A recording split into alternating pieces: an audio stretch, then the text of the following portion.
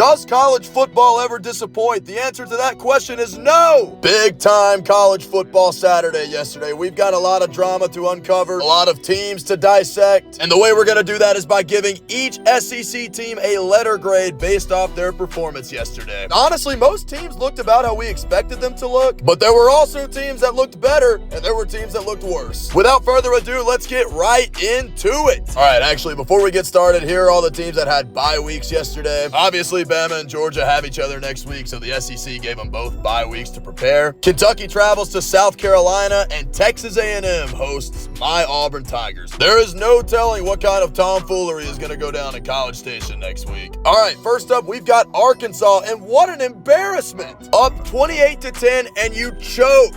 Absolutely inexcusable, Arkansas. I'll be honest, in the first half, I was ready to say Taylor Green is the best quarterback in the conference. Then he becomes a no-show in the second half, and Arkansas, oh my God, do y'all not know how to tackle? That was the most Swiss cheese defensive performance I have seen from a team like Arkansas. And then on the final possession, it looks like you have a chance to take the lead, and Washington fumbles. Just an embarrassing collapse and an embarrassing performance. Sam Pittman better reel in some big wins or else he is fired. Dear God, let's talk about Auburn. The only thing I'm going to say about the officiating, the replay officials, and the controversies is that, yeah, it was bad. And it did dictate the outcome of this game. But we still could have won if we blocked better, if we threw better, if we didn't have so many miscues. I mean, despite how bad the officiating is, I can't help but think how mauled the offensive line got by Oklahoma's front four. I can't help but think of Jackson Arnold overthrowing Cam Coleman when he had a touchdown. The officiating did not help at all, but in the end, I believe we beat ourselves.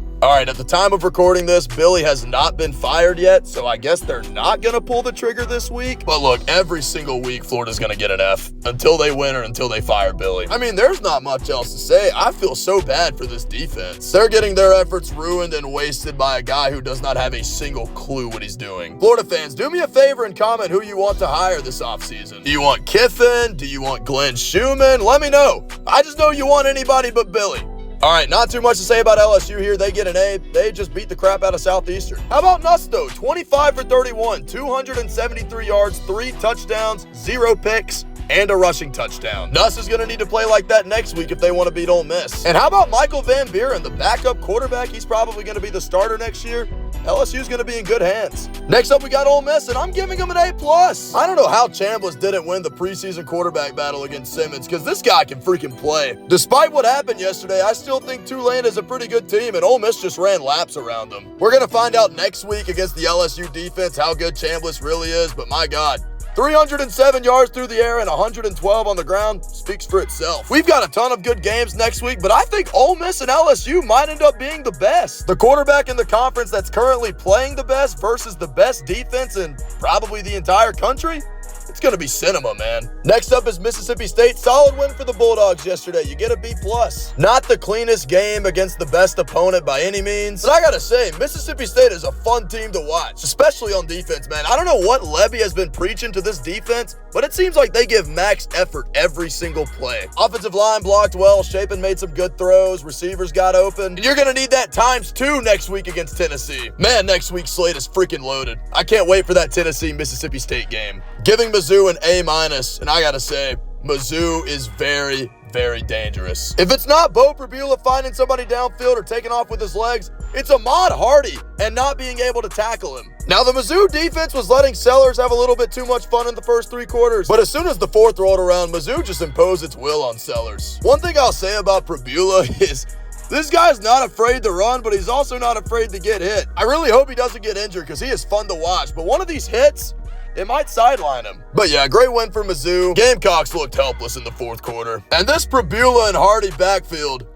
man, it's a backfield good enough to beat anybody on their schedule. All right, Oklahoma, I know y'all think y'all are the best team to ever step onto a football field, and I know y'all think y'all deserve an A++++, but you're getting a B+. And look, you owned me. congrats. But other than the game-winning drive, I was not that impressed with John Mateer. Most of the game, I think our defensive sets confused him, and I still was not that impressed with his arm. But it doesn't matter. He owned me on the final drive, and that's all that matters. Oklahoma again showed how legit their defense actually is, and this was a big win, man. Oklahoma probably has the toughest remaining schedule in the country. So a win here is really, really big because there is not a lot of wiggle room for the Sooners. All right, South Carolina, I thought you had it turned around, and then the fourth quarter came. In the first 3 quarters, Sellers looked like Heisman Sellers, connecting with guys downfield, escaping the pocket, and making plays with his legs. But then the fourth quarter came, and let's see what the Gamecock offense did in the fourth quarter. 0 first downs, 11 total yards on 12 plays, 2 punts, and a turnover on downs. You got to finish, South Carolina, and you did not. So for that, you get a D+.